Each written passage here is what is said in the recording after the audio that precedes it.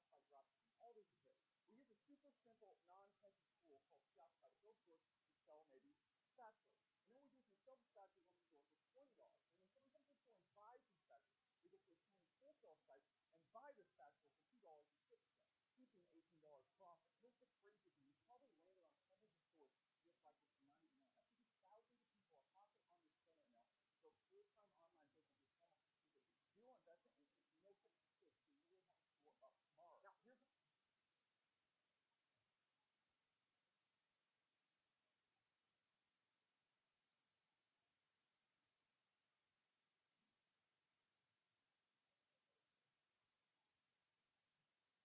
you really have to store up tomorrow. Now, here's good morning to everyone, or good afternoon if you're in the East Coast.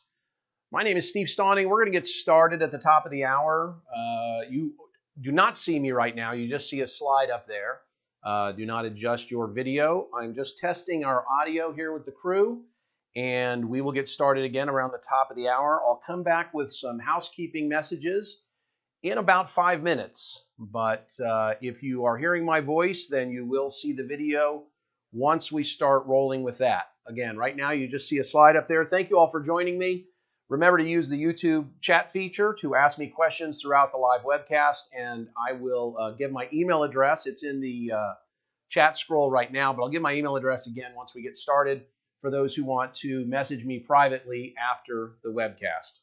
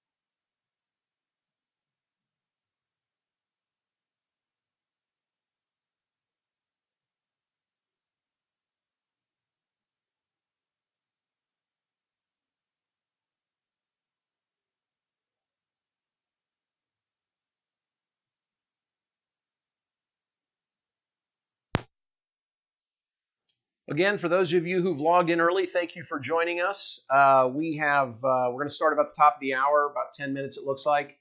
And we're just testing the audio right now. I want to make sure it's not too loud. You do not see video except for a slide that says, "Welcome, you found us." So if you see that and you hear my voice, everything is working for you.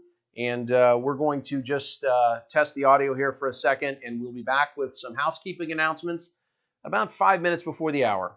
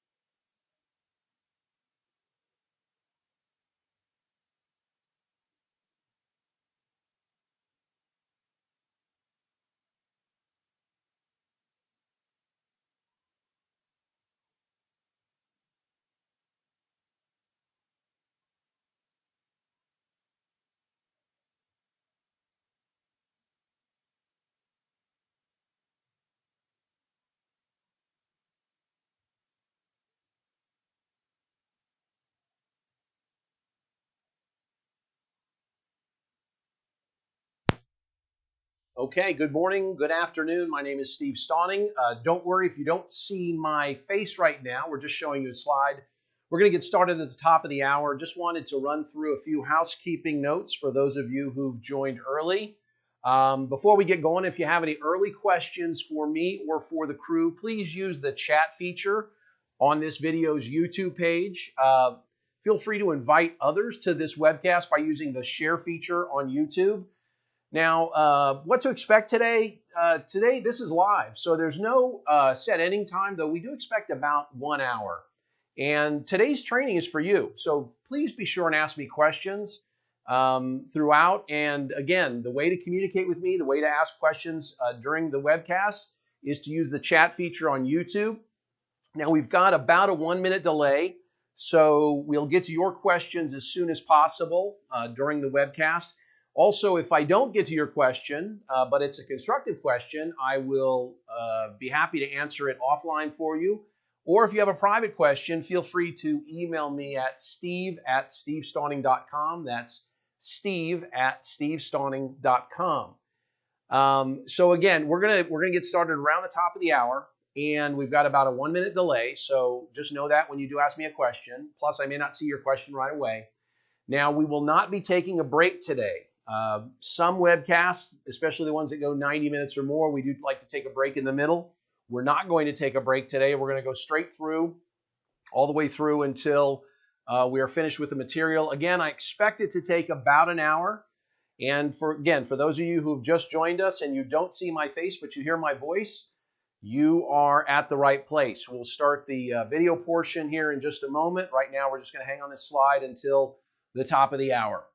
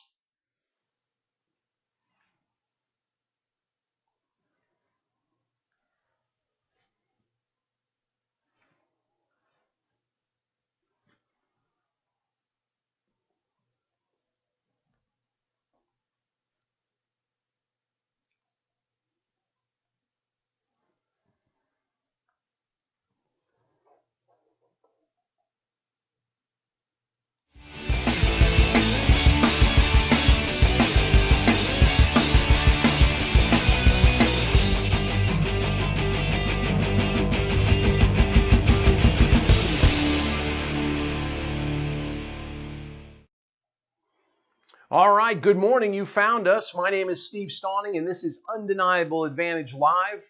Today, we're going to start our webcast in just a few minutes. Thank you for joining me. As I said to those who joined early, we do have about a 1-minute delay. So when you do ask me questions via the YouTube chat feature, it may take me some time to get back to you. Also, a little bit of housekeeping. This is the first webcast that we've done with a remote crew. So you're going to see me look down occasionally. I may even go down here and have to click something.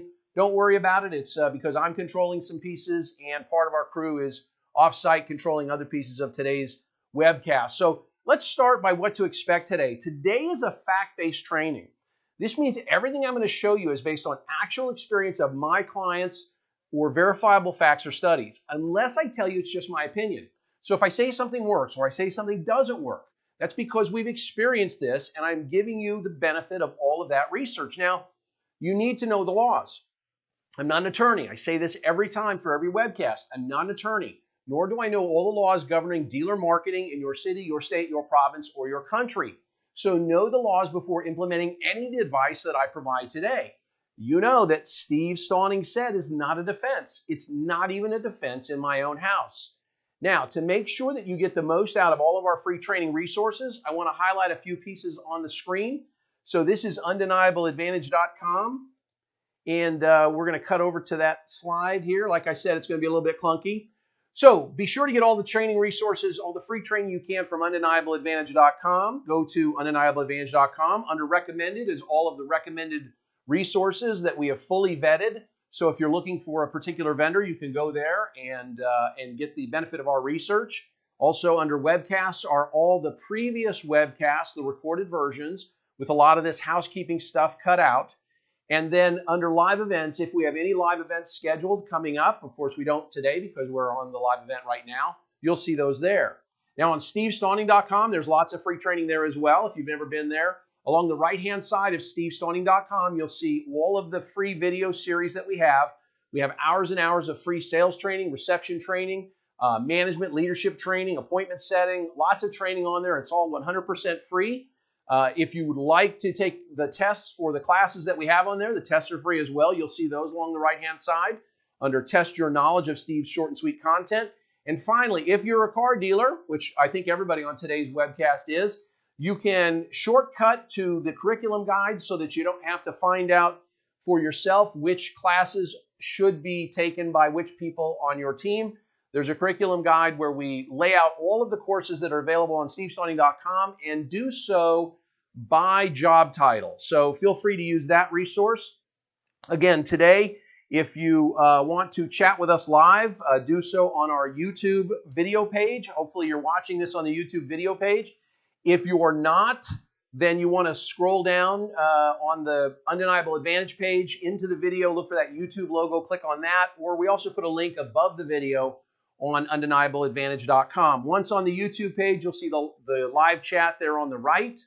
Again, we've got about a 1-minute delay, so it will take me a couple of seconds to get back to you and answer your questions, so just understand that.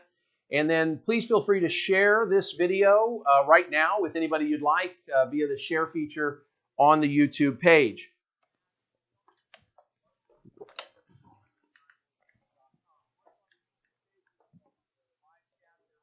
Now, like I said, we're going to have, it could be a little bit clunky today as we maneuver around through the slides. Don't worry about that. This is a live video training and I'm here for you. So I'll stop. I'll look over here for questions when I can. I'll answer when I can, but I am controlling some of the aspects of today's webcast myself.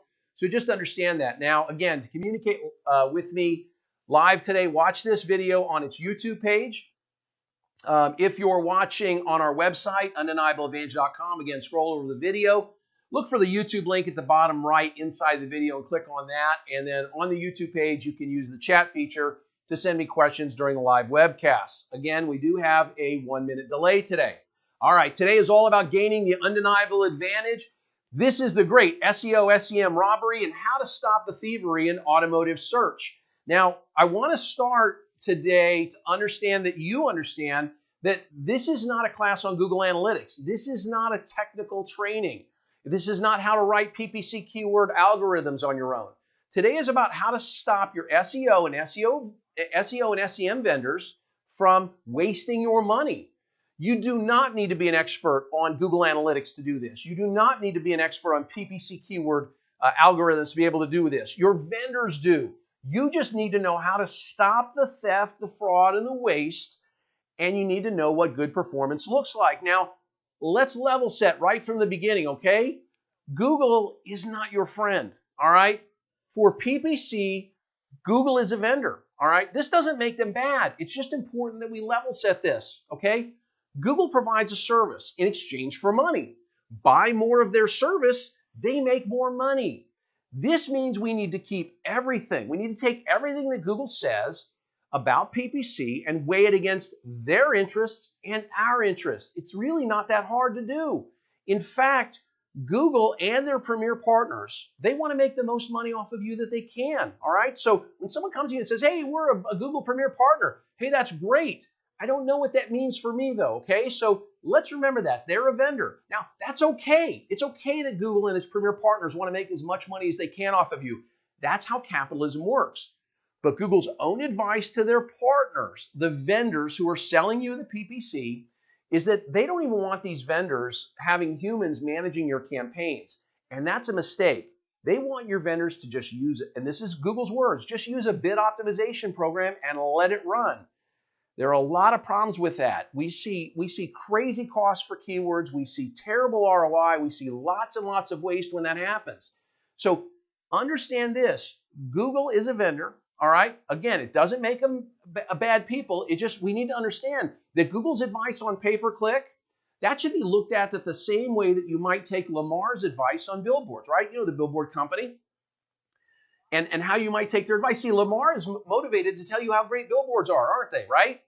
And Google's motivated to tell you how great PPC is, right? To point you in all their research to spending more on PPC and to doing YouTube pre-roll.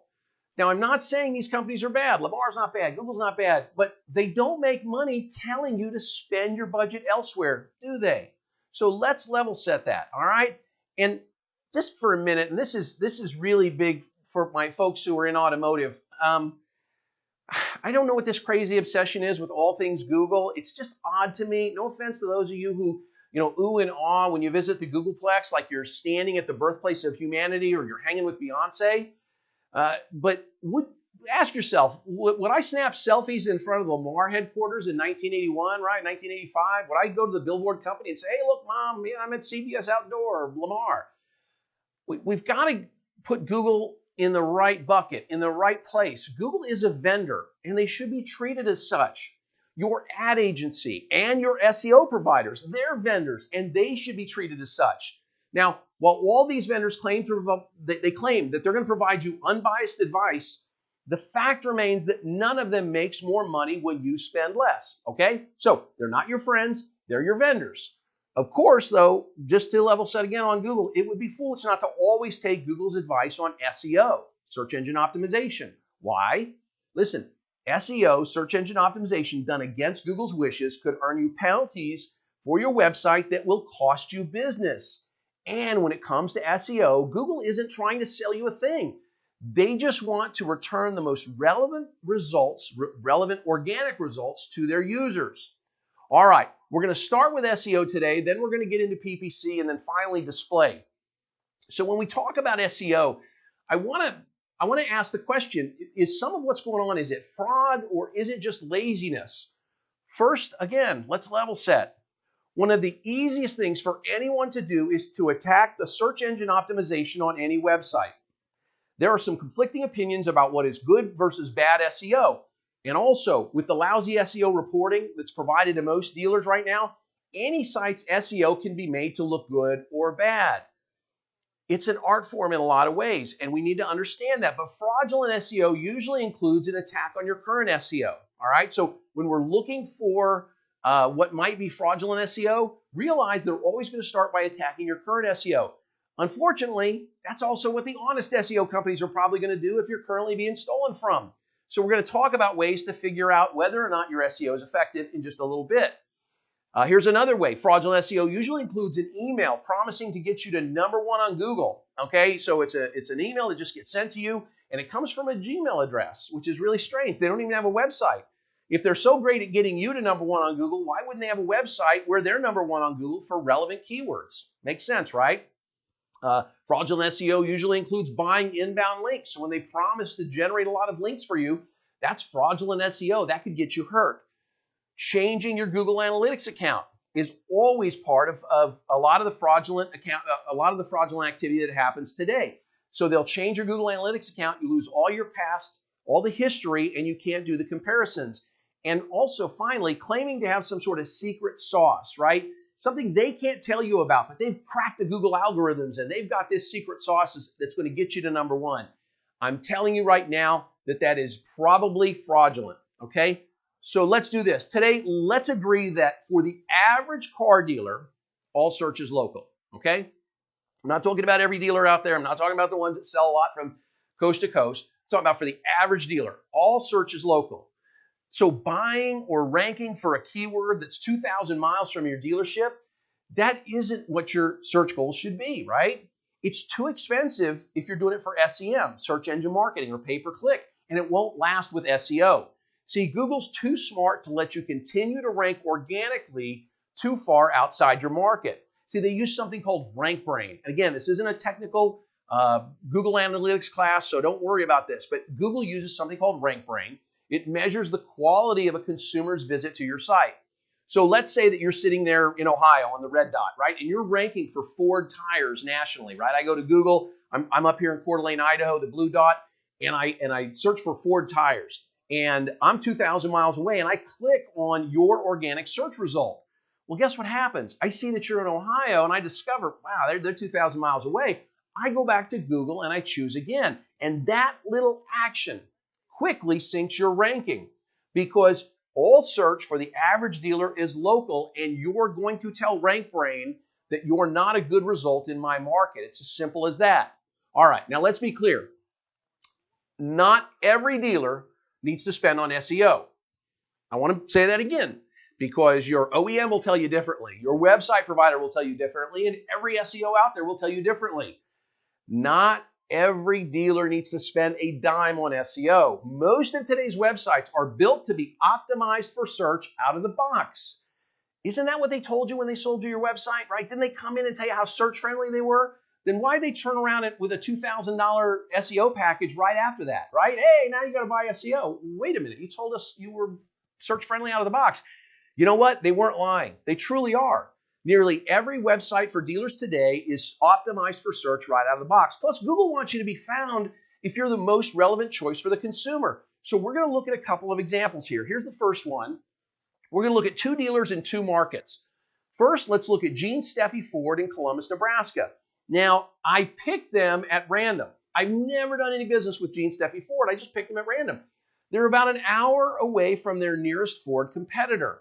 Now, what could outside ongoing SEO services do for them? Think about this. Google is not going to rank Gene Steffi Ford in the organic ranks at number 1 or number 2 for the term Ford dealer near Lincoln or Omaha, Nebraska. Okay? So they buying that SEO to try to get to be ranked to number 1 or 2, it's just not going to happen. However, Google's pretty smart. People living in or near their market, near Gene Steffi Ford, they're going to find them via searches like Ford dealer near me without the need for Gene Steffi Ford to spend a dime on outside SEO services, provided, of course, that their website was set up correctly in the first place. Now let's look at another dealership, another Ford dealership. This is Fair Oaks Ford in Naperville, Illinois. Again, I picked them at random. Their nearest Ford competitor is 8 miles away. I know a lot of you can attribute that to your market as well. You're a Ford dealer and you've got your closest competitor 8 miles away. Most of you drive past your competitor to get to your own dealership, and that's the way most markets are. So does Fair Oaks Ford, again, I've never done any business with them, but does Fair Oaks Ford need a little more than out-of-the-box SEO? Yes, of course. But are they getting it? Now, I have no idea. I've never dealt with them, so I'll speak in general terms only. I'm not talking about Fair Oaks Ford now, I'm just talking in general. But first, let's look at SEO reporting, the stuff that's out there today. Google Analytics tells you nothing about your SEO effectiveness or search visibility. Even traffic counts are meaningless. I want to be clear. Since your marketing and your market will have a bigger impact on your organic traffic. Plus, most dealers' organic search traffic comes from name searches like Steve's Ford or Steve's Ford Dallas. So I'm going to dive in on this report just to bring it over. And I want you to tell me if anybody can look at this report and you can tell me whether this dealer's search visibility improved or declined, their search visibility, how visible they are for relevant searches in their market. Did it improve or decline year over year? Can you tell me by looking at the report? And the point is, no, you cannot, because 98% of the organic keywords are not shared on most dealer sites. Now, why? Well, primarily because of things called data encryption and restrictions of secure websites. And again, this is not a Google Analytics class, so you don't need to get down and dirty in that. Now, you can see some of this data using what's called Google's Search Console. But again, this is not a Google Analytics class. That's not what we're doing here. Plus, here's the problem with Google Search Console. It's proving to have lots of inaccuracies, and that's a problem, all right? For example, we looked at the average position for top keywords in Google Search Console against actual searches for those keywords in the market, all right? Where we actually looked at the searches in the market and where particular keywords ranked, and then where Google Search Console told us they ranked in the market. Now, for one of our examples where Google showed a keyword ranking at 8.1 average position, means they're on the first page of Google, right? But they're at the 8th result, which means almost no one's going to see it. We found that keyword, we were actually ranked 1.3 on average. So that's a big difference, isn't it, right? Why? Why the big difference?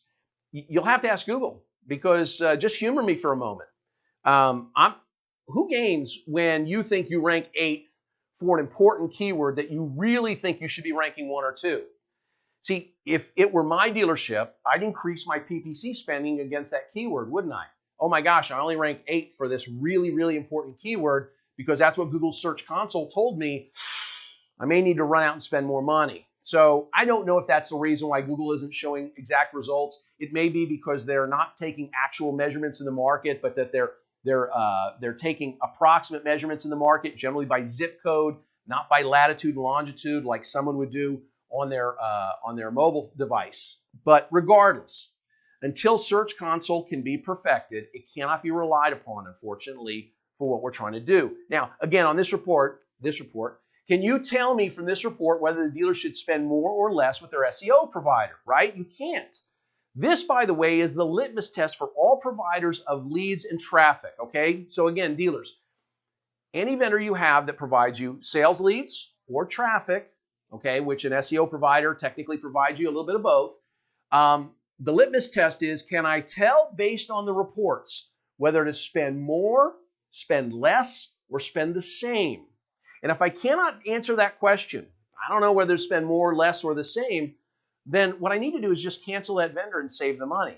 Truly is. It's not just SEO, it's all of your vendors. If I can't tell from their reports and my reports, CRM, Google Analytics, whatever I'm looking at, if I can't tell from the reports whether to spend more or less or the same, I might as well get rid of that spend, okay? Now, how about SEO vendor reports? Well, unfortunately, my attorney wouldn't let me show you an actual report from any provider who I have found truly bilking their dealers for expensive yet worthless SEO service. So I chose to show you this confused dog instead, right? And why? Well, because this is the way you should, the look that you should give your SEO provider when they show you their reports. But let's highlight some of the info that we can get from various vendor reports that I have collected over the years, over the last actually 18 months or so, from SEO providers. And here's what we find. We find these types of measurements, these types of metrics. Now, so they give me a report and says organic traffic is up. That's good, right? Okay. But is it because of their SEO? I can't tell, can I? Maybe I'm running a lot of ads in the market. Maybe I'm a Ford dealer and Ford is really hot right now. That's going to drive up a lot of organic traffic. There are lots of reasons that your organic traffic is going to go up that have nothing, absolutely zero to do with the quality of the SEO on your website. So just because you're showing me my organic traffic is up or down, I cannot tell from that report if that is good or bad. How about conversions? Hey, conversions are up, right? Well, Is that good? Well, sure, it's a good thing, except wait, what do you call on a conversion? Right? I looked at one SEO report recently that showed the dealer that conversions were up, and they were way up as soon as they switched to this new SEO provider. Magically. You know why? Because the new SEO provider was calling map lookups a conversion. It's not a conversion. Let's do conversions. Let's look at conversions that humans can do.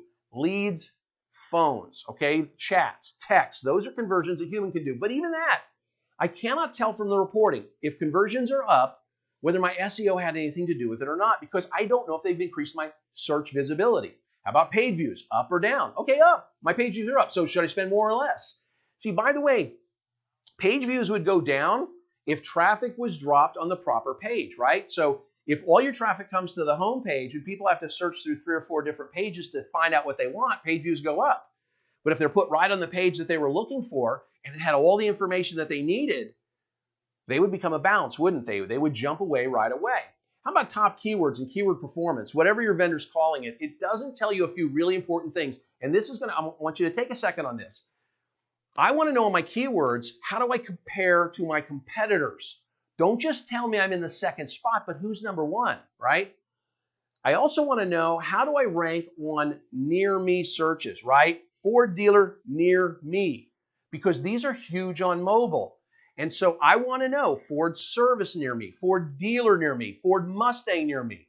I want to know how I rank on near me searches, again, against my competitor. And I want to be able to see, did I improve or decline relative to the market week over week? So it's not enough to show me a snapshot at the end of the month and say, look, you're number 2 for this keyword.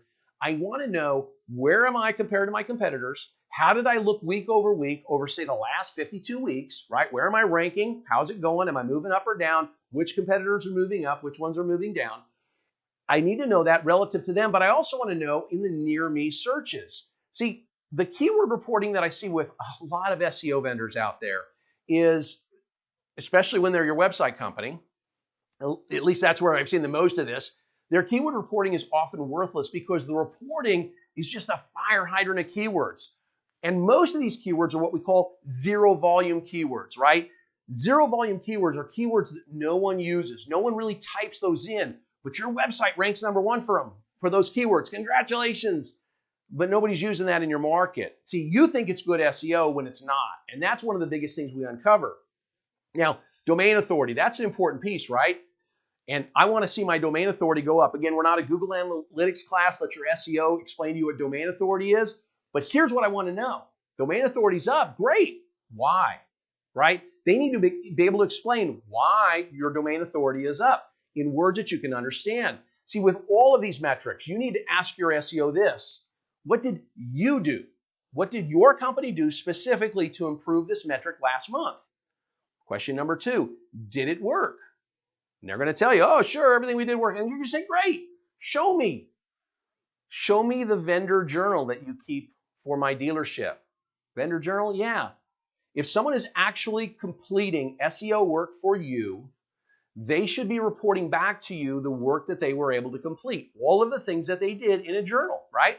Now, you're going to be shocked at what they report. This didn't happen in Austin, but I'm going to use Austin as an example.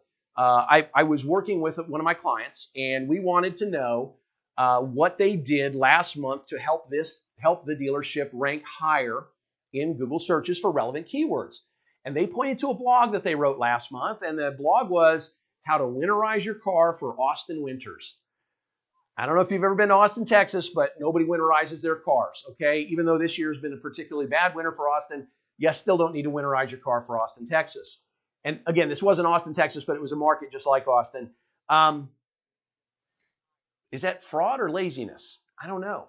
But I do know this. It did nothing to improve their search visibility. Now, here's the bottom line on all these SEO reports. The information that you get from these SEO reports provided by your vendors is mostly worthless drivel that's thrown into pretty charts. There is generally nothing actionable in what is presented. For example, should we spend more or less on SEO? You can't tell from these reports. Should we change our keyword focus? You cannot tell from these reports. And what are the current threats to our search visibility?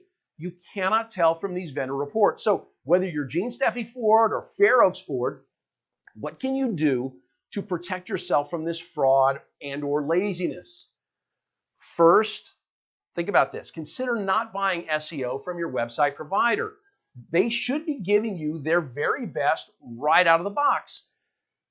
Right? Isn't that what he sold you? Second, review the reports, and if there's no actionable information, meaning I'm looking at their reports and I see that they're showing great results, but I don't know what action to take. Spend more, spend less, do this, do that. If there's no actionable information, which there won't be on their reports, cancel your SEO spend immediately. And third, SEO vendors cannot serve two masters. All right? Make sure your SEO provider grants you an automotive market exclusive.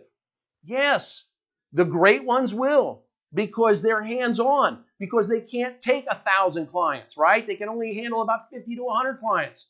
See, it's not enough, right, that they just give you a make exclusivity in your market. Since most dealers' real needs for increased search visibility rest with used cars, right? You probably come up pretty good for Ford dealer near me when people are near your Ford dealership. But where you really struggle with is for used cars. So again, this is Fair Oaks Ford in the Naperville, and just some of their Naperville competition. Now, where would they rank if you searched used car dealer near me on a mobile device? That's where they need the SEO help. And what if the same SEO vendor was providing SEO services to every little red dot that you see? They can't serve two masters. They certainly can't serve 20 masters. And by the way, if you want to know how the distance from top to bottom on this chart, it's about 3 miles. It's about 3 miles top to bottom. And so you can't have an SEO provider that's also providing Toyota of Naperville SEO services and Fair Oaks Ford SEO services. You just can't do that because something's got to give. Somebody's got to be better than the other. Somebody's got to be number one. All right. So let's take a look at SEO. You know, what do we need to measure and how do we measure that? So first, let's talk about what good SEO is. There is no secret sauce. The only white hat SEO that has ever endured, that means been good over time, is simply this formula here, okay? Good content plus good distribution of that content equals good SEO. See, this has withstood the test of time. This was true in 2008, and it's true today.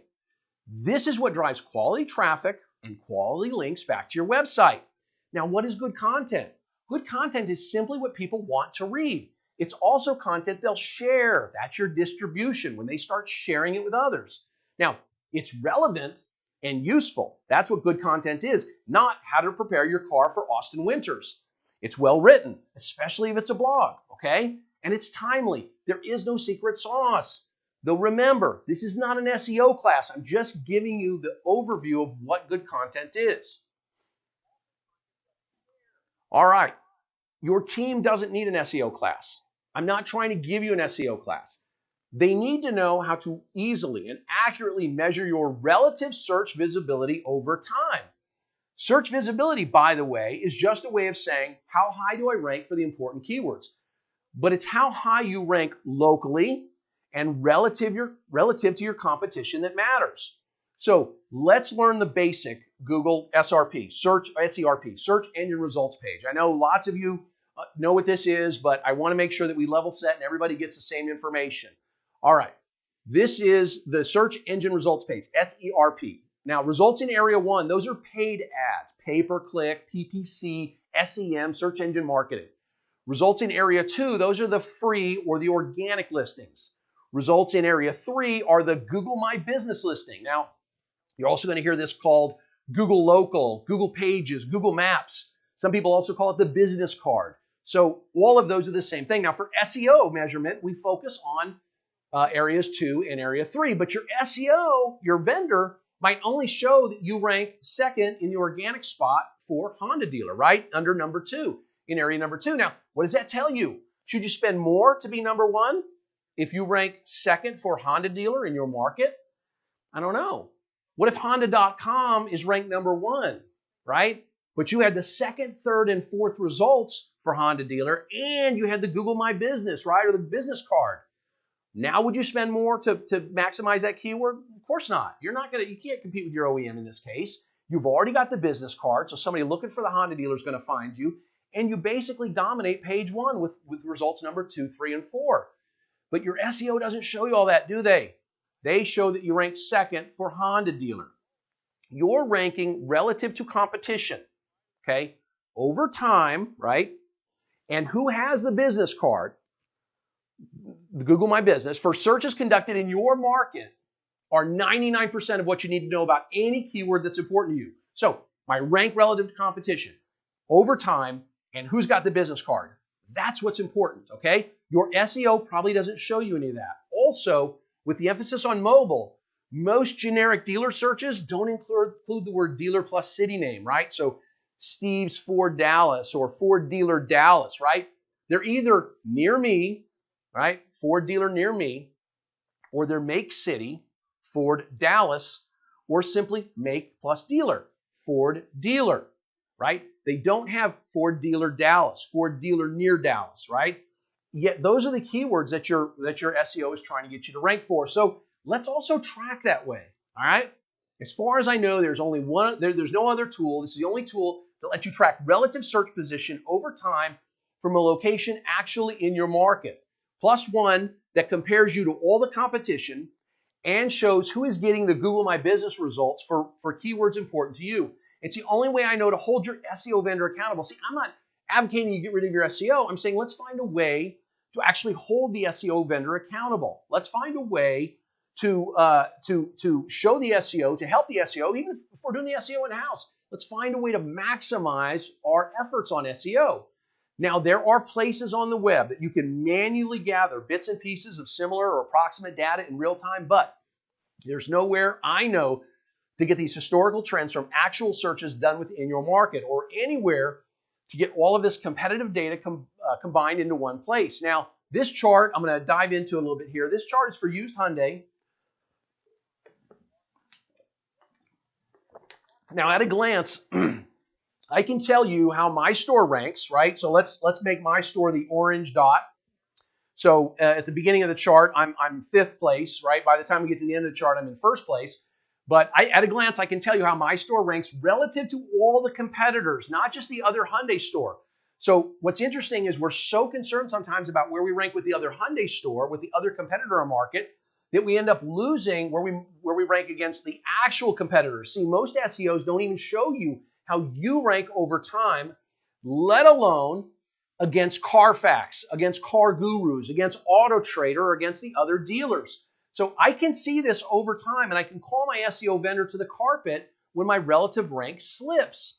Now with SEO, everybody is your competition. Let me repeat that. With SEO, everybody is your competition. It's not just the other Hyundai store. In fact, it's most often third-party sites like Carfax, Car Gurus, and Auto Trader. And knowing exactly where you rank relative to all the competitors over time for important keywords locally is the only way to know if your SEO efforts are paying off. So let me go over that again. I want to know exactly where I rank relative to my competitors over time for the keywords locally. The search is actually done locally in my market. It's the only way I know if my SEO is paying over time. All right, so here's the other part of this. The Google My Business results, see, these must be easy to track and verify. See, remember, for dealers, all search is local, and not getting the business card or not being in what we call the local pack, what Google calls the local pack, that's another map type result in the search engine results page. It's like the Google My Business, but there's more than one result. If you don't know where you rank, if you're not getting the business card or the local pack for important keywords, that's costly. See, with this tool that I'm going to show you, I can not only see who gets the Google My Business result for my keywords, but I can also click to see the exact search engine results page from that day. So I can look back, let's say that this was 4 weeks ago with the tool, and I see that on this particular keyword, I got the Google My Business results. We covered up the names of the dealer in this. I can click over and I can see exactly what the search engine results page looked like for that day. And that's important to understand.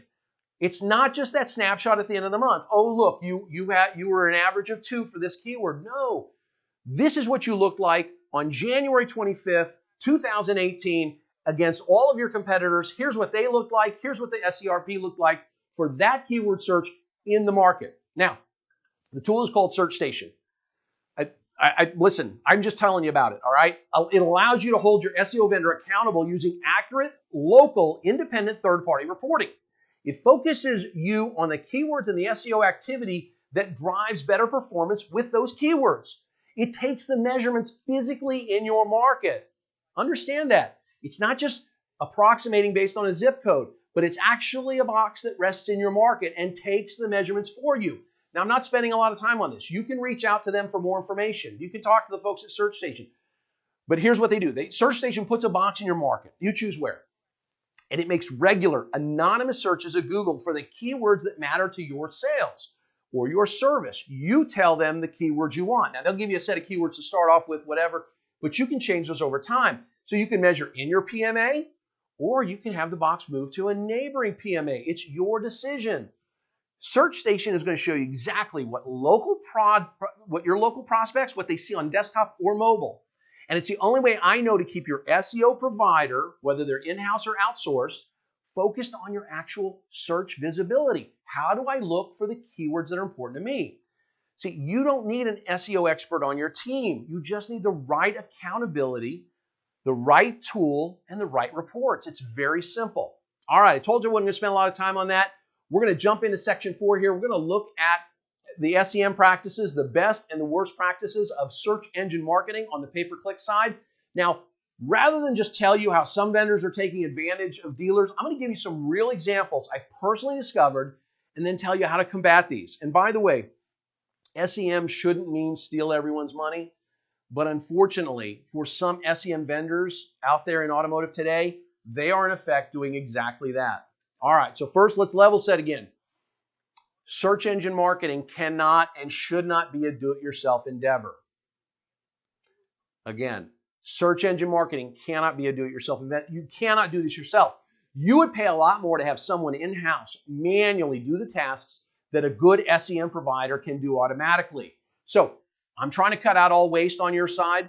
That includes having your own people do it. So instead of trying to become an expert on the ever-changing world of SEM, your team should become experts at holding all digital vendors accountable. So additionally, just like with SEO, see, not every dealer needs to spend on SEM. Let me give you a couple of examples where I've uncovered wasted SEM dollars. This isn't fraud, this is just waste. A service department that's over capacity, but they have they have co-op with their OEM for service keywords, so they're spending $2,000 a month of their money on service keywords for a total $4,000 a month spend. Let me go back to where I started with that. They're over capacity. They have all the business they need, and they're buying more business via the keywords. But here's the good news for them. The keywords they were buying were terrible, and they had no ROI. So anyway, that's a waste, right? We need to cut that waste out. That's an actual example. How about this? I watched a dealer who was trying to conquest a particular make model outside of their PMA. They were struggling with a truck, let's say Chevy Silverado. Let's say they were a Chevy dealer. And they could not generate enough business within their PMA on their pay-per-click, so they went specifically outside their PMA and tried to generate Chevy Silverado leads using pay-per-click. And we found out that they were roughly spending about $800 per lead by trying to buy this outside of their market using the pay-per-click. That doesn't make any sense. You can buy an AutoWeb lead for 25 bucks. But they were spending $800 a lead because they were trying to do pay-per-click outside their PMA. That's just a waste, all right? Just a waste. Again, it's probably not fraud. It's just a waste. But here's where we've actually discovered theft, okay? This is the #1 area where I've discovered SEM theft, and it's in the administrative or the management fees. Now, this is a real-world example that we're going to dive into here, but I want to make sure that we understand this real-world example. This dealer was actually spending $10,000 where you see subtotal and not where it says 1,000, but I just wanted to keep the numbers easy. All right, so this dealer was told that they were paying a 20% management fee. So let's look at the vendor invoice, the green side. They were paying a 20% management fee for their SEM purchases, search engine marketing purchases. Their dealer invoice, right? The invoice they got from the vendor showed a 20% management fee, right? $800 spent on Google, $200 spent on Bing, $1,000 total, management fee, $200. Okay, that's a 20%, right? That's correct. Well, when we did a deep dive, we discovered the dealer was paying more than 40% for management fees because the red invoice should have been their real invoice. The vendor's invoice showed the Google and Bing spend, showed a line for management fees of 20%. The problem was that the Google and the Bing spends were inflated by roughly 15%. Now, this is just an example, but this is what we found. The dealer's actual management fee was about 41% for this spend. Now, again, this is just an example. The dealer was actually spending north of $10,000 a month on PPC. So do the math. They were wasting about $30,000 on PPC budget that wasn't going to keywords that they thought it was. $30,000 a year just thrown away. Now, how do we stop this SEM theft? It's very simple. Very, very simple. Pay the search engines directly. Let me say that again. Pay the search engines directly.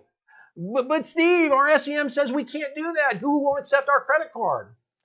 Listen, Google will accept anyone's credit card. And using your own credit card means that you get to earn points or miles for those purchases.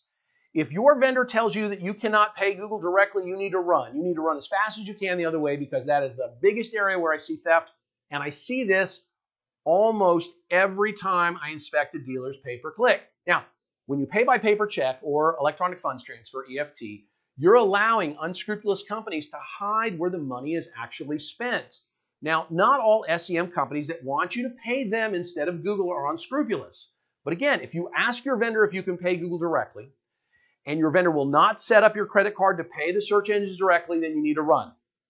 Also, once they have this set up for you, ensure that they properly link your Google AdWords to your Google Analytics. See, that's their job, not your job to be the Google Analytics, Google AdWords expert. Now, but here's the deal. You see, everything is not theft. Some things are just incompetence. Another issue with bad SEM vendors is their inability or unwillingness to use the dealer's existing Google Analytics account. We found one vendor at one dealership I was working with who made the dealer remove their own Google Analytics code from their website in favor of the vendor's Google Analytics code. Let me say that again. What happened was the dealer got sold on an SEM package from their OEM, and so they went with that vendor. That vendor was told to work with the internet manager, so they called the internet manager and they said, hey, we need you to take down your Google Analytics code and put this up on the site. He didn't know if he thought that was okay because the OEM said to use this vendor. The dealer didn't know that this happened. Now, why would the vendor want to remove your Google Analytics code when they could have just added theirs if they wanted extra code on the site? Google doesn't care. That's a good question. See, the vendor told me that they do this in order to have admin access to Google Analytics in order to link the AdWords and create goals and maximize the paid search campaigns. Okay.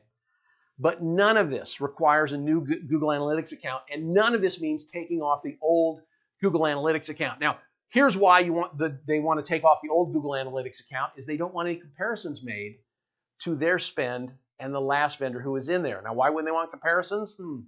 Maybe they're not doing as good a job. Also, until I alerted this dealership, they had no idea that they had even lost access to their website's Google Analytics because the internet manager never looked at it, never told the dealer principal, and so he didn't know. And this went on for over a year.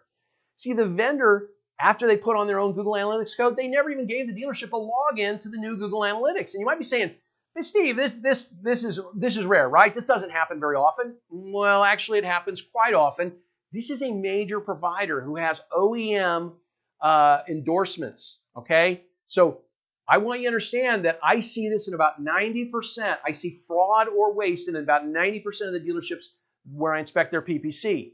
So you do the math on that. Now, this vendor assumed, I guess, that the dealership would have asked for their Google Analytics, login at some point. Listen, a new Google Analytics account, I told you, means you lose all your history, okay? It means you have no clarity into what's working or whether or not it was working better or worse last year. So Brian Tucker, so it says, can you speak to the invalid clicks found in your AdWords report? How can you confirm refunds? This is not a Google Analytics account, a Google Analytics class. I like to manage just ROI. So we will talk about ad fraud in just a little bit and click fraud and how to hold the vendor accountable. But that is a great question, and certainly if you want to become an expert in Google Analytics in Search Console, you can find these invalid clicks and you can hold your vendors accountable for those. All right. So when the Google Analytics is the vendors and they couple this with the vendor's AdWords account, as it was in this case, you have no idea about the PPC results or costs and no access to the history of keyword performance should you change PPC providers. Let me explain that again. So they not only created their own AdWords account and didn't give the dealer access, and they created a new analytics account and didn't give the dealer access. They wiped out all of the dealer's old accounts. So when the dealer made a switch, after I showed him what was going on, and he made a switch to a new PPC provider, guess what? That PPC provider was in the dark because the vendor, the thieving vendor, left with their analytics and AdWords account. And so there was no history again. This is a problem. And when you cancel that vendor, see, that's what's going to happen. They're going to take both accounts with them so that your next vendor will have to start from scratch. Now, that's a huge red flag. Here's another one. Here's another huge red flag. The vendor basically says, we don't link PPC into your Google Analytics account because we use proprietary software and algorithms. I've heard that. Mr. Dealer, we will not link the PPC into your Google Analytics account because we use proprietary software and algorithms. Folks, not sure what their software has to do with this, but anyone buying Google AdWords must do so through the Google AdWords platform. And so it's nothing to link the two together. And because they're using the AdWords platform, they can easily link this into your Google Analytics account. When they link this, you can see the spend on both your AdWords and your Google Analytics accounts. The only reason not to link the two is to cover up theft and fraud. I cannot think of another reason why you wouldn't link AdWords to Analytics. If your vendor, if your provider of SEM will not link full AdWords data into Google Analytics, then you need to run. Now, you may also hear this. You know what? We can't show you our Google AdWords account because our other accounts are there. I've heard this too. See, the vendor's accounts, if the vendor's a premier provider, those are all contained in Google's Master Client Center. Every SEM has one of these, okay? So all the good SEMs have this, all the bad SEMs have this. It's Google's Master Client Center, MCC it's called. Now, you don't want access to MCC. You don't want to see all of their accounts, see, because Google set it up so that even if they have a Master Client Center and all their dealers are in there, it doesn't stop them from linking your AdWords to your Google Analytics. Let's be very, very clear on that. See, they don't want you to do this, right? They don't want to do this. They don't want to, because Google's Master Client Center is where the client can see the actual dollars the vendor spent on your behalf. They can show you just where you are on the Master Client Center. Again, well, let's say it this way. There should be 100% transparency, and if there's not, you need to run. Now, but I don't need to worry about that because if I pay Google directly, it solves this, right? I don't need to see their Master Client Center. So again, you need to be paying Google directly. If they won't let you pay Google, they won't link your AdWords to Google Analytics, and or they won't show you your data in the Master Client Center with the actual costs, right, showing in the Master Client Center, then you need to run. All right, so but here again, rather than worry about all this, just pay the search engines directly with your credit card.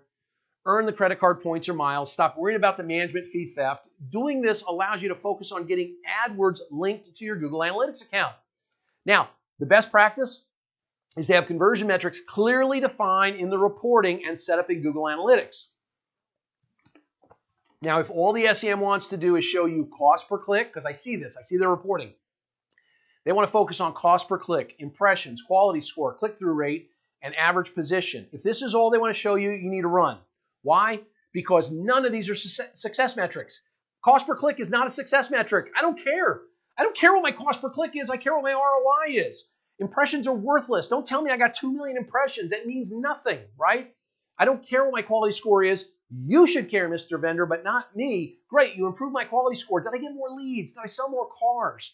Click-through rate. I don't care. I can get a great click-through rate, and all of those people can leave my site right away and not do any business with me. And by the way, there's a great click-through rate when you buy my name, right? Steve's Ford Dallas. Buy that all day long, and all of a sudden, I got a great click-through rate. And again, average position. Sometimes being second or third on the list is better than being first with some keywords. None of these by themselves are success metrics. You don't need to be a Google Analytics expert. Your SEM should gladly set this up for you, right? Setting up the metrics in the conversion metrics in Google Analytics. Ask your SEM to do this.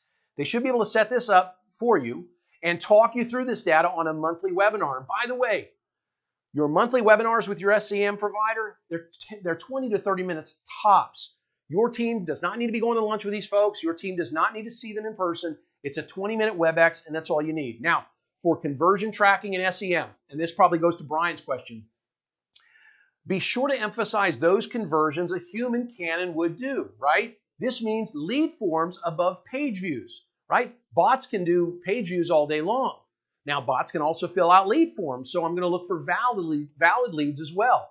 But those are the conversions I'm going to focus on. So lead forms are going to be more important to me than page views. And phone calls using a call tracking number specific for PPC above everything else, right? So I'm going to look for chats, I'm going to look for texts, I'm going to look for lead form submissions, and I'm going to look for phone calls. These are the things a human can do that a bot cannot do, that fraudulent clicks cannot get me. Now, another best practice is getting answers from your PPC provider in plain language. For example, the questions I have about the lack of proper goal tracking setup should be answered in words anyone can understand. If your SEM speaks in complicated verbiage, they are most likely trying to get you to shut up. So again, run. They should be able to explain to you in layman terms. Now, these are some of the best SEM practices that we just went through, but let's look at some of the worst practices. So the first worst practice is this. Unless you have an unlimited budget for PPC, you need to be very careful in what you're buying, okay? Overpaying for one bad keyword may mean that you can't buy 10 good ones, okay? In this case, the SEM didn't put a cap on the dealer's keyword spend, and they wasted money. So we had a Ford F-150 clicks that were costing the dealer an average of almost $17 a click. And yet Ford Fusion Price, which is a lower funnel keyword, right? It's more of a buying keyword than just Ford F-150. Those clicks were only costing this dealer $1.53. So for every Ford F-150 click, because this dealer didn't have an unlimited budget, that meant that there were 10 or 11 lower funnel clicks that they could have and should have bought. Longer tail clicks that are more associated with buying. Now, here's another worst practice. How about this? Competing with your OEM. Let's dive in on this one. This one cracks me up. I see this all the time. One of the worst things you can do is buy research keywords because you're most often competing with your OEM. That's what's happening here with AutoNation, Mitsubishi, and Spokane. A research keyword is where the OEM is going to enjoy a higher quality score more than any dealer, meaning they're going to get a lower cost per click. So in this case, MitsubishiCars.com is the highest quality score, the lowest cost per click. They're always going to be number one. Plus, in this case, I don't even know why the dealer would want to just buy the word Mitsubishi, but in this case, the nearest Mitsubishi competitor is 135 miles away.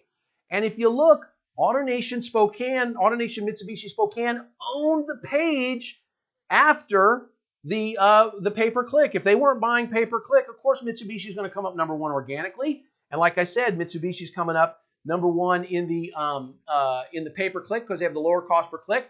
But AutoNation Mitsubishi has the Google My Business position locked up on desktop and mobile. So why are they competing with the OEM? I don't know. You have to ask them. But that's a worst practice. See, every wasted dollar on something like this is a PPC dollar that you can't spend somewhere else. And by the way, PPC is too expensive to buy these high funnel clicks, okay? And high funnel clicks are someone that's in the research stage. Leave this to the OEM. Let's deep dive into this one and take a look at, this is a great research keyword that we see all the time, okay? Honda. What does that mean, right? Why? For some research keywords like Honda, it could mean anything, right? Autos, motorcycles, scooters, ATVs, jets, lawnmowers, snow throwers, generators, boat engines, robots. But there's another AutoNation store buying the word Honda. There's a Larry Miller store buying the word Honda in their market. To me, that doesn't make any sense. That is a high funnel keyword, and it's a research keyword that could mean anything. These high funnel keywords are too expensive. They're simply too expensive for most of you to buy. Now, I'm not privy to both of their budgets, Larry Miller Honda in Spokane or AutoNation Honda in Spokane, but I can tell you that for most of you, it makes 0 sense to compete against your OEM for these keywords that they're going to win, these research keywords. How about this one? Here's a worst practice, competing with yourself. And you're probably saying, well, Steve, no one. But no one would compete with themselves. Well, AutoNation is. I don't mean to pick on them, but I did these searches in my market. I live in Coeur d'Alene, Idaho, and so these searches were in my market. I discovered this gem when I was building the SEO portion of today's webcast. It looks like AutoNation Chevy in Spokane Valley has 2 SEM providers bidding against each other, the 2 ads that you see.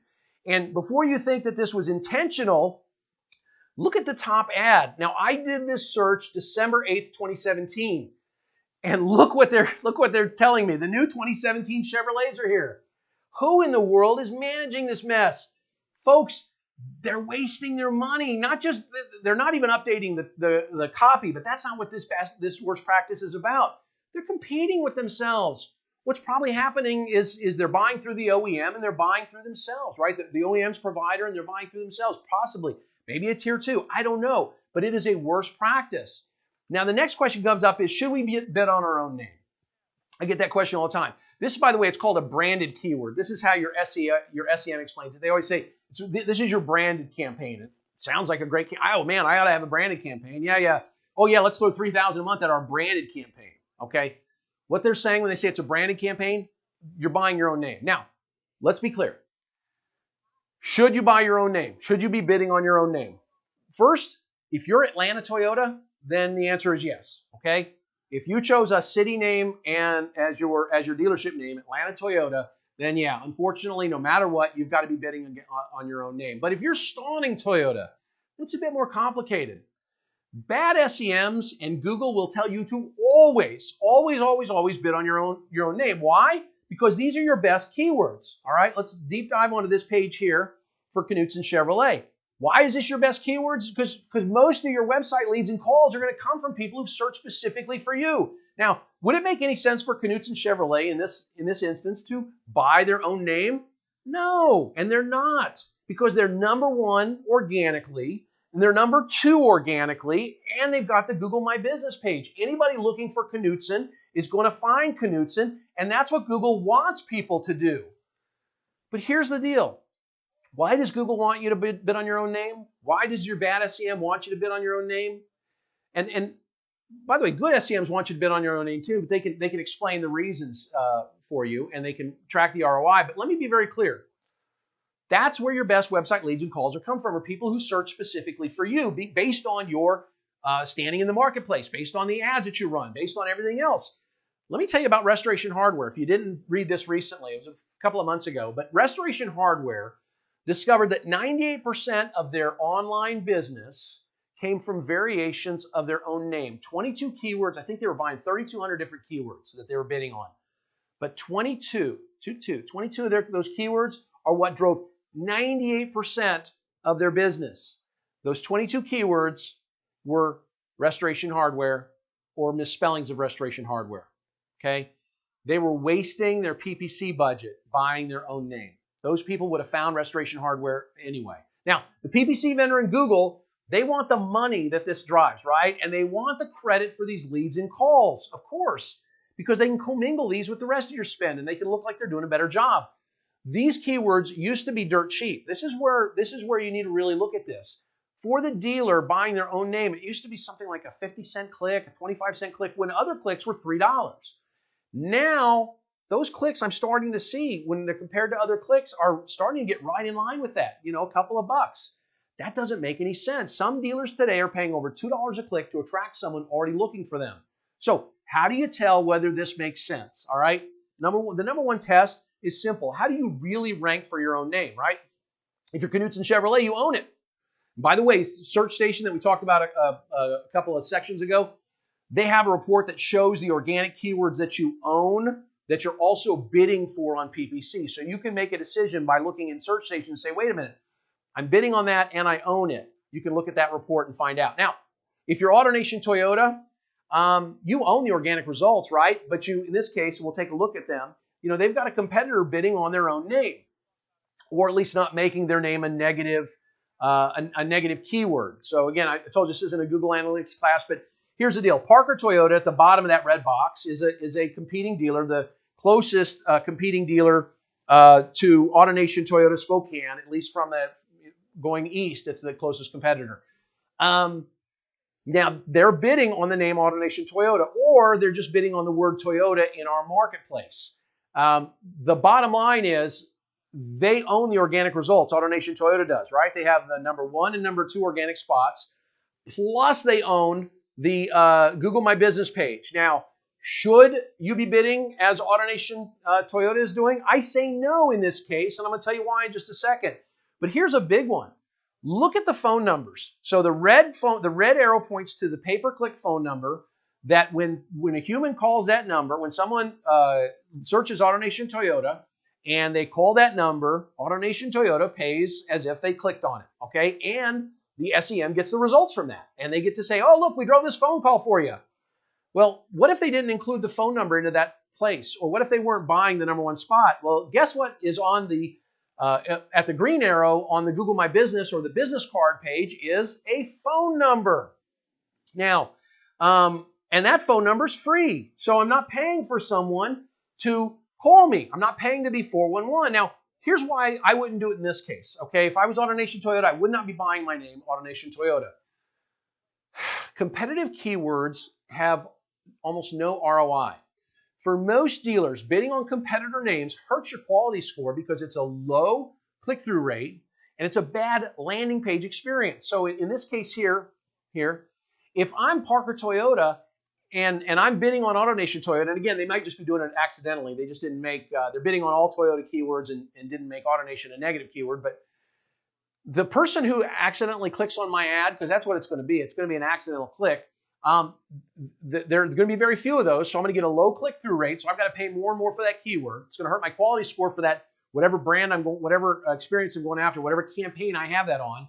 But then when they click through and they go, oh, this is Parker Toyota. No, I'm looking for AutoNation Toyota because that's where my car is in for service, right? So then they go back to Google and click on AutoNation Toyota or find the phone number in the Google My Business. See, this means Parker, they're paying a higher cost per click for a lower position, and they're not converting any of the accidental clicks. You want to buy your name because you want to protect it, right? Because you have a competitive situation where others are bidding on your name. My question is this: are you bidding on their name? And if you are, have you looked at that campaign lately? Does it have any ROI, or are these the most expensive clicks you're buying with the least results? So, should you buy competitive names? All right. In this case, if I'm Parker Toyota, should I be bidding on AutoNation Toyota? Listen, if you're competing with Atlanta Toyota, then yes, of course, I'm going to buy competitor names. But if you're competing against Stawning Toyota or AutoNation Toyota, then I'm only going to buy competitor names if it has a measurable ROI at the keyword level. So I know that the people who clicked on an AutoNation Toyota keyword to Parker Toyota, right? I'm going to be able to measure that at the keyword level, look at the leads and the sales from the keyword. Plus, my ad copy must be targeted for this. They must know that I'm a competitor. See, chances are, though, you're going to find, as most dealers have who've looked at the ROI, there is almost no ROI from buying your competitor names. You know what, Terry? You're absolutely right. So Terry Shivasta, had said on the chat that you used to not be able to bid on your competitor names, and certainly that was true for Toyota and a lot of other of the OEMs, and they've sort of opened that up. Folks, there's no ROI in it. There really isn't. Let's look at the ROI. Let's separate that campaign, make it a competitive campaign. And some of you will say, well, Steve, we only put $500 against it. Well, then what are you going after? Right? If you're not there all the time, if you're not really going after that competitor, what are you doing? You're not doing anything. You're hurting your overall quality score and you're raising your cost per click, and there's almost no ROI in that. All right, here's another worst practice, and this is where your vendor wants to commingle their organic and paid search results together. Now, website companies that are selling you SEO and SEM, they're famous for showing you one report that combines your organic traffic with your paid traffic. This is a gigantic red flag. And it's the #1 reason I recommend you not buy PPC from your website provider. Let me say that again. Don't buy PPC from your website provider. If they cannot provide you accurate, understandable reports that separate the performance of each channel, organic and paid, then it's time to run. Now, of course, all of this is easy if they properly configure your Google Analytics and your AdWords accounts. There's no real mystery in not getting taken by an unscrupulous PPC company. The only mystery is why are 90% of the dealers I encounter still being taken? It's not complicated. It means verifying and asking questions. And again, it means paying Google directly. So let me give you a few final wants for your SEM provider and give you the one that I recommend. Listen, I want someone, if I'm buying pay-per-click SEM, I want someone with actual car dealer experience. I don't want a set it and forget it vendor, okay? Here's the reason. If they've got real car dealer experience, they can help me with aged inventory, for example, right? We can use pay-per-click to drive down my aged inventory. I want the same rep month after month. I want to be able to speak to the same PPC rep month after month. I want access to the CEO or founder of the company. I don't need a gigantic company buying me pay-per-click. The bid management tools that are out there and the software that's out there, they're inexpensive. Again, no one has a secret sauce, just like SEO. I want full transparency with 100% accountability. Now, Venture Automotive is the one company that I know that provides all of this, okay? And everything that we've discussed so far. Now, there are 2 other companies that I'm familiar with that let you pay Google directly as part of their setup. And seek them out if you want. I mean, that's the first question you're going to ask your SEO provider. But I can't recommend them today for 2 reasons, and I want you to understand this. This is the only reason I only recommend Venture right now is I don't work with any of the dealers who use them. So while I've interviewed these 2 vendors and I looked at their product, I don't work with any dealers who actually use them, so I can't verify their results. I can't actually do a true deep dive down into what the dealer is actually getting. Plus, both of these vendors want to sell you way more than digital marketing. And I'm not a fan of bundling. And I'm not a fan of bundling since this makes it easier to hide fraud and waste. And again, I don't think either of those companies are fraudulent, but I know Venture Automotive is a truly honest SEM company.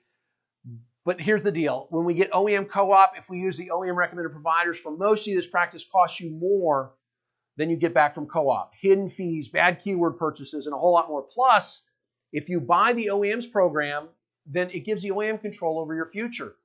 That said, if you pay Google directly and your Google Analytics and AdWords accounts are linked and the goals are properly set up, then all you have to do is manage the ROI. All right, but what about click fraud? Okay, so we had that question come up earlier. Brian was asking about it. Listen, let's relax about click fraud.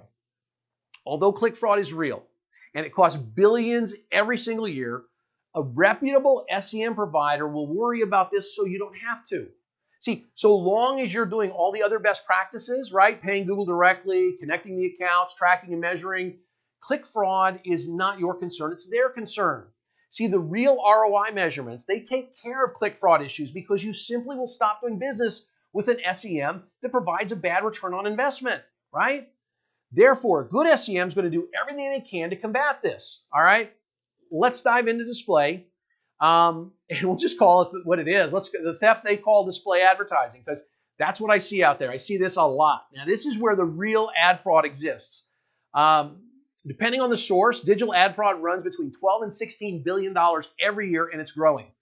This fraud's not perpetrated, though, by your display vendor. I want you to understand that. But generally by sketchy websites and mobile apps that they'll put up tons of ads, and they use bots, right, robots, to look at the ads and click on them. Now, while your SEM might be stealing from you, your SEM, by the way, provides you with your display marketing as well. While they might be stealing from you, they're generally not doing it with fake ad views and bot clicks, okay? So just like click fraud and PPC, your best option to combat digital ad fraud and display is to track and measure your ROI. So where do you track this? You track it in Google Analytics, of course. See, you should be buying display from your PPC provider and through the AdWords system only, so that all of the conversion metrics remain the same. So where is your SEM stealing when it comes to display? Let me take you through this. One, via the underreporting of admin and management fees, just like they do with PPC. And they do this by marking up the cost of the display ads. Now, to combat this, again, you need to be paying Google directly for your display as well. Let me give you a quick display theft example that I see a lot with display. Your agency, the person selling you the PPC and the display, they're buying display impressions for about $1 per 1,000 impressions, also called a $1 CPM, cost per 1,000. They sell these impressions to you at anywhere between $5 and let's say $18 CPM, and they tell you that's a good deal. This means that for every 1 million impressions, you should be paying $1,000, but instead you're paying $5,000 to $18,000 for the same million impressions. Now, wait a minute, my SEM, my display advertising company, vendor, they're paying $1,000 and they're charging me between $5,000 and $18,000. Where did the extra $4,000 or $17,000 go? In their pocket. See, now, how are you falling for this? The number one problem is you're paying the SEM vendor for your display. You're paying them directly instead of paying Google through your AdWords account. And they're generously, I've seen this, hey, listen, we're not going to charge you for display. We're going to run that separately for you. So we're going to be generous, right? They're not charging you a management fee for display since you're already paying, 41% for your PPC management, but you're paying a whole lot more, generally up to 500% or more. That's why it says 500% plus markup. Now, they tell you again that a $5 CPM or an $18 CPM or anything in between, that's a great price. We got you a great price. You're going to be on all the top sites. Now, how do you combat this? Same as pay-per-click. Again, pay Google directly and link your display account to your analytics account. But Steve, I hear this. Our vendor said they use multiple ad exchanges to optimize bid strategy. Okay? Those multiple ad exchanges, that's where the fraud occurs most often. Demand they only use Google for display and require that they link the display account with its spend, how much they're spending, to your analytics account. But again, just pay Google directly. We take care of all that. All right, we're in the home stretch. What we're going to do is we're going to recap very quickly, and I'm going to give you I'll give you some checklists here in the end, but don't worry about writing everything down because I'm going to give you a location where you can download that checklist. So with digital marketing, everything can and should be measured. All right. Google Analytics provides, when it's properly managed and set up, provides you all you need for managing your PPC and your display budgets. Google Analytics gives you 100% spend transparency. It's possible when you're paying directly, and anything less is unacceptable. Now, for SEO, you need Search Station. I'm sorry you do. If you know of a better tool or a similar tool, please tell me. I'll recommend that as well. But Search Station is the only tool I know that can keep your team and your SEO vendor focused on what you need. Now, all right, it's a lot to remember, so let's do some quick checklists for your SEO and SEM vendors. And we'll walk through these here, but I'll give you a location where you can download the semi-detailed versions of these for free. Now, if you signed up for this webcast on Eventbrite, then I'll be emailing these to you later today, so don't worry about that. But the written checklists won't do you much good if you didn't watch this webcast. They tie back to information we shared here, so just keep that in mind when you download the checklist, all right? Again, I'll give you that location in a couple of minutes. So let's start through this. We're gonna zoom in on these checklists here. This is our SEO accountability checklist, the things that are going to be included on that. Number one, all search is local. And for SEO, Google is the authority. We need to remember that. There is no magic, and there's no secret sauce with SEO. Good SEO is simply good content plus good distribution. And the impact of SEO is 100% measurable when you're using something like Search Station. SEO vendor reports that they show you are mostly worthless, okay? Now, these are the questions that you should ask your SEO, right? Or that your SEO report should answer. And if your SEO reports don't answer these questions, then you need to find a new SEO or, like I said, get Search Station. So how do I compare to all competitors for the important keywords in my market if I'm not number one, who is? What is my relative rank on near me searches done within my market? How do I improve or decline? How did I improve rather or decline relative to others week over week? And really important, who got the Google My Business or the local pack results and on which keywords did they get them? All right, and then during your monthly SEO review, you want to ask, what did you guys do to improve this metric last month? Did it work? Great, then show me and ask to see their SEO journal that they keep for your sites. Now remember, Search Station is the only way I know to track the relative local position of you and your competitors over time and keep your SEO focused. All right, let's get to the SEM checklist. For SEM, Google is a vendor. Don't ever forget that. They are Lamar billboards. They are the radio station, the TV. They are your vendor. You cannot and should not run your own PPC and display. Always use an outside vendor, but follow the rest of the checklist. Use your own AdWords account and pay Google directly with your credit card for both PPC and display. If your vendor is unwilling to let you pay Google directly with your credit card for your Google AdWords account, then you need to run, not walk from that vendor. If you're unwilling to pay Google directly and you want to allow the vendor to have an AdWords account set up for you, then make sure that you get actual access to it, all right? Dealers not paying Google directly for display can assume the impressions they are buying are marked up as much as 500%. Your PPC and display accounts must be linked to your Google Analytics account. And there's nothing proprietary on the vendor side that keeps them from properly linking your AdWords to your Google Analytics account. So if they claim that there is something keeping you from doing it, then run, all right? All conversion metrics should be clearly defined in the reporting and set up in Google Analytics by your SEM vendor. See, you don't have to be the expert in Google Analytics. Your SEM vendor does. Be sure to emphasize those conversions that a human can and would do. This means you want to look at lead forms above page views and that phone calls are above everything else. They're the most important. If all the SEM wants to do is show you cost per click, impressions, quality score, click-through rate, and average position, then you need to run because, as I said, none of these are success metrics. Now, your good SEM reviews, they take about 20 minutes on a WebEx. You do not need to meet with the SEM in person in your dealership. Just get on a WebEx. You want to make sure you get 100% transparency in your entire PPC and display spend. And because it is possible, if your vendor is not providing that, then change vendors. Click fraud is easily avoided when you have 100% transparency into your spend and you are properly measuring the ROI of every keyword. Now, let me give you some basic SEM do's and don'ts, and we'll wrap it up. Or some basic SEM don'ts, rather. Don't allow any vendor to use their own Google Analytics account or replace your Google Analytics account, all right? Make sure that if they want to configure your Google Analytics account for their spend and link that, that's great. And if they want to put their own code on your site, that's great. But your code wins. Your Google Analytics code is all that's important. Don't overpay for keywords. Don't compete with your OEM for keywords. And don't buy your dealership's name as a keyword unless you are fully aware of the impact to your SEM budget. Because again, we don't have unlimited budgets. Don't buy your competitor's name as a keyword unless you are fully aware of the impacts on that to your SEM budget. Don't allow your SEM vendor to commingle your organic and paid traffic in the same report. Don't use your OEM's preferred vendors just because you can co-opt the budget, okay? Make sure they're also providing 100% transparency and allowing you to pay Google directly. All right, we're going to wrap it up here. We're going to look at a few more slides, and then we're going to stay on for any questions. If you have questions after today, make sure that you contact me at stevestawning.com, or you can email me directly, steve@stevestawning.com.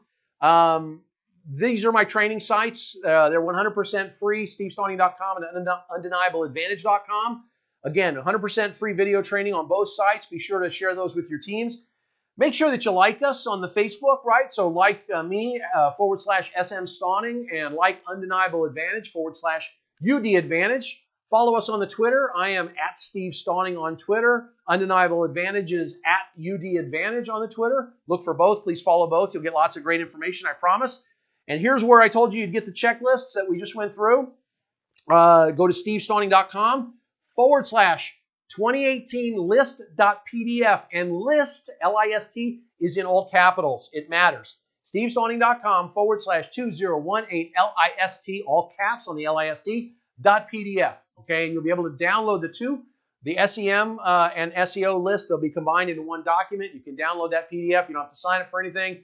And if you registered via Eventbrite, I'll be sending you a link to that checklist later today, so you don't have to run there now to get that. All right.